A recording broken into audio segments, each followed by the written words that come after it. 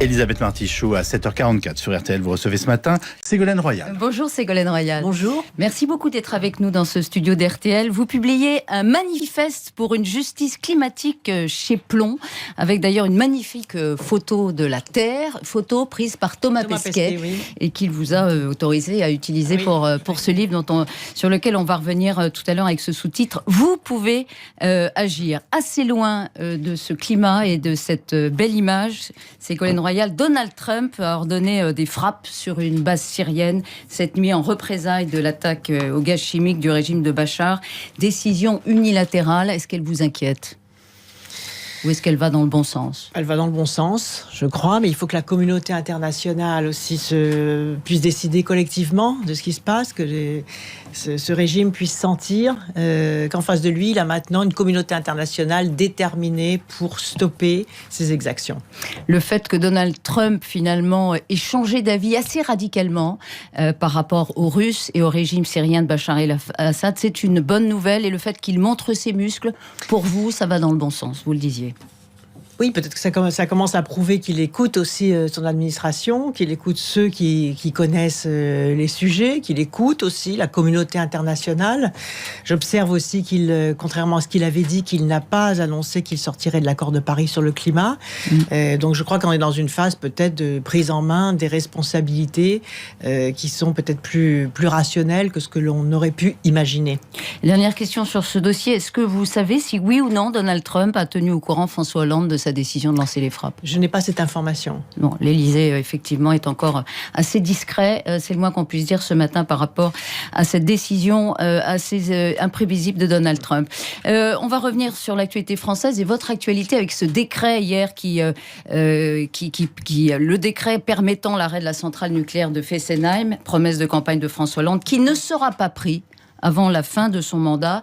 EDF a en effet hier obtenu de son conseil d'administration un nouveau délai. Vous confirmez que ce décret ne sera pas signé avant la fin du mandat de Hollande ? Ce décret sera pris et ce qui vient de se passer est très important dans l'histoire du modèle énergétique français. C'est-à-dire que pour la première fois, un conseil d'administration d'EDF admet qu'il faut fermer la plus ancienne centrale, puisque ce conseil utilise même les mots d'irréversible et d'inéluctable. Donc la centrale de Fessenheim sera fermée. Elle sera fermée à l'échéance qui était prévue, 2018. Par conséquent, le décret sera pris. Je l'ai d'ailleurs déjà mis en rédaction. Alors attendez, il faut qu'on comprenne, parce que c'est pas très clair depuis hier. Au contraire, on explique que le conseil d'administration d'EDF a obtenu un délai pour la demande qu'il doit vous faire à vous, l'État. Vous représentez l'État dans ce dossier, d'abroger l'autorisation d'exploitation de la centrale. L'État, vous nous dites, va signer avant le 7 mai un décret qui abroge l'autorisation d'exploiter Fessenheim. Oui. L'État va reprendre dans un décret la délibération du conseil d'administration, qui n'est pas différente de celle qui avait été envisagée il y a quelques mois. Le 9 octobre 2015, j'ai reçu une lettre de Jean-Bernard Lévy qui me demande la fermeture, qui dit que la fermeture est l'unique hypothèse étudiée pour appliquer la loi de transition énergétique que j'ai fait voter par le Parlement, d'ailleurs non sans difficulté. C'est une loi équilibrée qui rejette d'un côté ceux qui nous disaient zéro nucléaire, qui rejette de l'autre côté le tout nucléaire. Et aujourd'hui, en effet, nous mettons fin au tout nucléaire. Attendez, vous interprétez la délibération d'EDF dans le sens qui vous autorise à signer le décret d'abrogation. Absolument, puisque cette délibération dit clairement que la centrale de Fessenheim devra fermer en 2018. Oui. Donc, et par conséquent, ça n'a rien changé par rapport à la délibération précédente. Mais on explique depuis hier que l'État ne peut pas le faire si l'État n'est pas sollicité officiellement par EDF. Or, ce n'est pas le cas. L'entreprise a justement décidé de différer cette demande. Je considère que la décision du conseil d'administration vaut demande et ce décret sera pris. Pourquoi ce décret sera pris ? Parce que je crois qu'il faut cesser de tergiverser. C'est vrai que le lobby nucléaire a cru pouvoir ralentir dire la décision. Il était encore à l'œuvre hier, le lobby nucléaire dans le conseil d'administration. Mais bien sûr, mais c'est lui qui a obtenu cette bien sûr, mais mais bien sûr, mais c'est tout à fait respectable. Sauf que le Parlement a voté.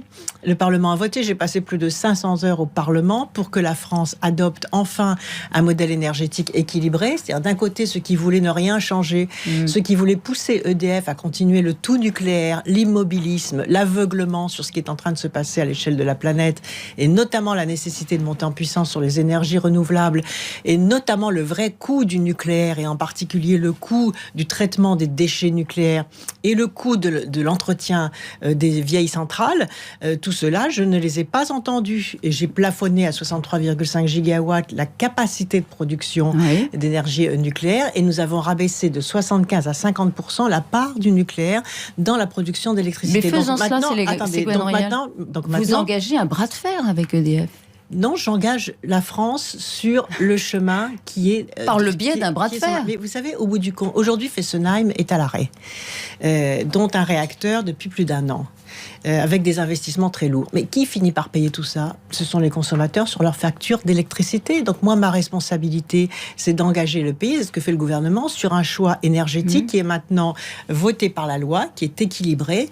J'ai refusé d'opposer les énergies les unes aux autres. Ça a été vraiment la ligne de conduite que je me suis fixée. C'est pour ça que j'ai réussi à faire voter cette loi que l'on disait impossible, en refusant d'opposer le nucléaire au renouvelable. Nous avons besoin de l'énergie nucléaire, elle reste la base. Duflot, vous l'avez entendu, elle n'y est pas allée par quel chemin? On l'a entendu à 7h30 tout à l'heure. Elle ment, elle parle de vous. Elle ment, elle n'a pas la possibilité de signer le décret. Très respectueux ni très raisonnable. Encore faudrait-il qu'elle connaisse ce dossier. Cécile Duflot, elle demandait l'arrêt du jour au lendemain de l'ensemble des centrales nucléaires comme une partie des écologistes qui était totalement irresponsable, et c'est bien évidemment pas le choix que nous avons fait. Donc nous avons trouvé un choix équilibré, et aujourd'hui la centrale de Fessenheim ne serait même plus autorisée.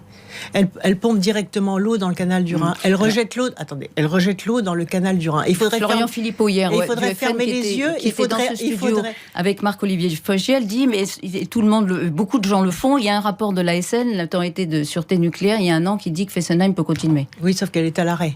Donc, et qui paye tout ça? C'est le contribuable sur la facture d'électricité.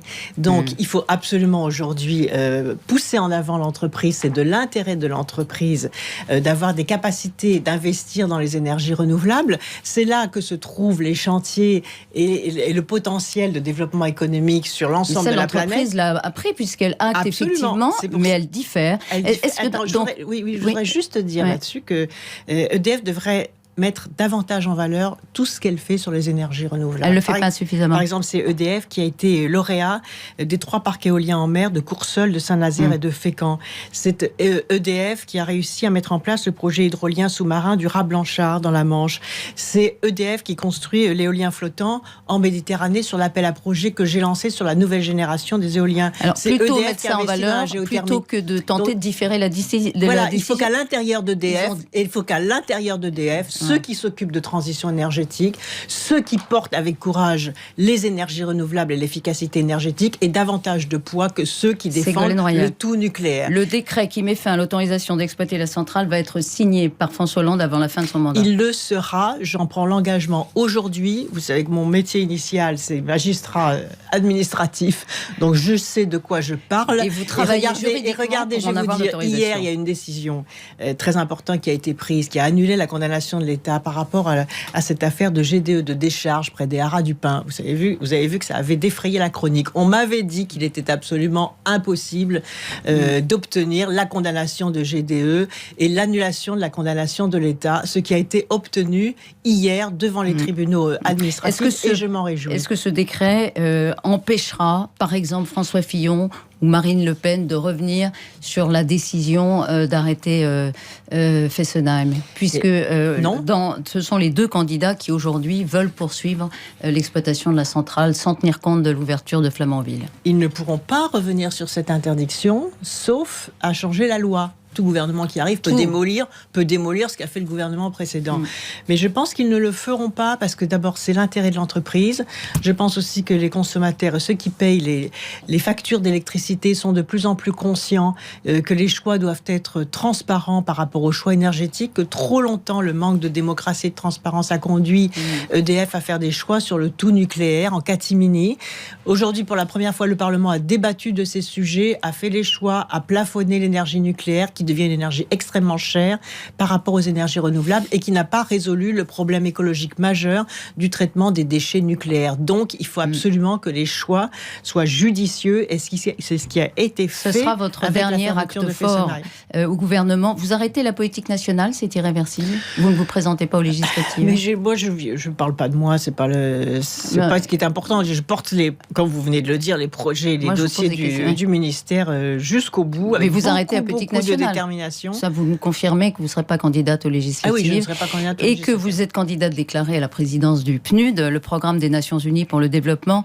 Décision au mois de mai, à peu près, ou en tout cas. Oui, on verra. Un petit mot quand même. Un jury, donc vous savez. De l'élection présidentielle qui est un événement considérable pour la vie des Français. Vous ne voulez pas dire pour qui vous allez voter, pourquoi ? Vous ne voulez pas gêner ? Parce que je pense que c'est pas la tradition politique française d'aller sur les plateaux pour dire pour qui on vote. Le vote est secret. J'observe comme tous les Français le déroulement de la campagne. Vous ne voulez pas prendre vos responsabilités par rapport à des choix qui, pour la gauche notamment, ne sont pas toujours simples ? Mais je prendrai mes responsabilités en votant. Maintenant, je n'ai pas à donner, je n'ai pas envie. Et je crois que ce n'est pas ce qu'attendent les électeurs, de donner des indications sur ce qu'il faut voter, sur ce qu'il ne faut pas voter. Vous dites, on verra comment je serai le plus utile. Vous pourriez quand même vous prononcer avant le premier tour. Benoît Hamon est passé sous la barre des 10, il est à la peine. Emmanuel Macron est assez haut, mais ça reste fragile. Est-ce que vous pourriez, face au risque de Marine Le Pen, vous prononcer avant le premier tour ? Bien sûr, si je peux être utile et s'il y a un danger quelconque, c'est dans ce sens que vous pourriez le faire. Ouais. Si les candidats le souhaitent. L'entrée en vigueur de l'accord de Paris, en 1 seconde, il est irréversible aussi ? Il est irréversible puisque plus de 55 pays l'ont ratifié. Alors je vous parle, 141 pays l'ont ratifié. C'est un travail de longue haleine. Là aussi, c'est un tournant historique. L'humanité, pour la première fois, a parlé d'une seule voix pour réconcilier l'homme et la nature. Vous revenez largement dans votre livre Manifeste pour une justice climatique chez Plomb. Merci beaucoup, Ségolène Royal. Sur les frappes américaines en Syrie, la décision de Donald Trump va dans le bon sens, nous a dit Ségolène Royal. Il est temps de marquer des limites au régime de Bachar el-Assad. Et sur Fessenheim, en dépit du vote d'hier, le décret de fermeture sera signé avant le 7 mai et la fin du quinquennat de François Hollande. Je m'y engage, nous a dit la ministre de l'Environnement. Merci à vous deux. Bien entendu, l'interview est à retrouver dans son intégralité sur le site rtl.fr et le manifeste pour une justice climatique paraît chez Plomb. RTL Matin, il est 7h57 avec vous, Yves Calvi.